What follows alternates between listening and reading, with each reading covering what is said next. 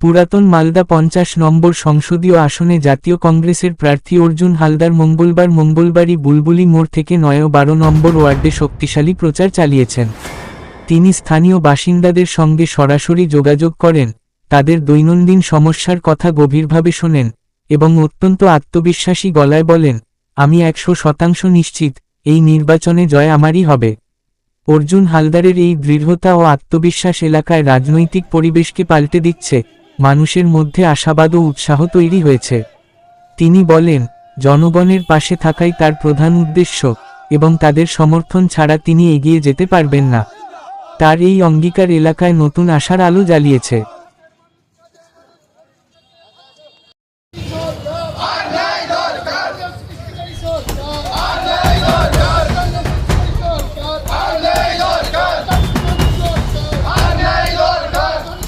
মোড়ে ছাড়া মার্কেট থেকে প্রথম প্রচার এবং কোথায় কোথায় প্রচার করবেন, কোথায় কোথায় যাবেন, আর আপনি যদি আবার পুনরায় নির্বাচিত হয়ে আসেন মানুষের জন্য প্রথম কাজটা কি করবেন?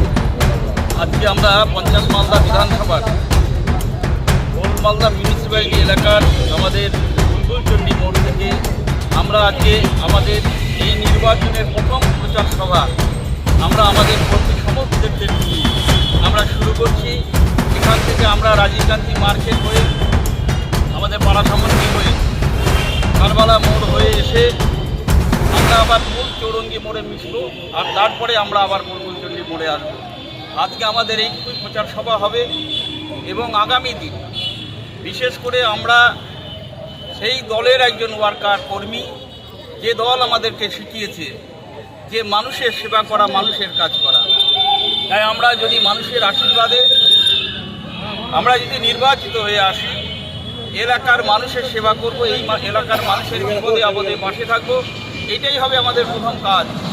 কারণ মানুষের সাথে থেকে মানুষের বিপদে কাজ করাই হচ্ছে সবথেকে বড় ধর্ম এবং সবথেকে বড় কর্ম।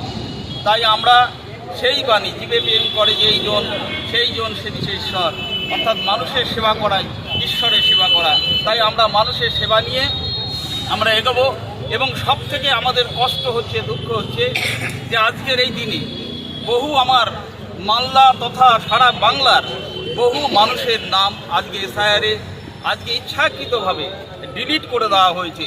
তাই আমরা আমাদের এই নির্বাচন যে আজকে অন্যান্য রাজনৈতিক দল আজ থেকে 13 দিন আগে তারা প্রচারে মাঠে নেমেছে, কিন্তু আমাদের জাতীয় দল, কারণ মানুষের জন্য আজ পর্যন্ত, বিশেষ করে কালকে আমাদের ঘোষণা হয়েছে প্রার্থী, এতদিন পর্যন্ত মানুষের এই দুঃখ ব্যথা বেদনার জন্য মানুষের পাশে ছিল, আর শেষের দিকে প্রার্থী আজ ঘোষণা করেছে একমাত্র কারণ মানুষের যে দুঃখ দেখা যাচ্ছে না।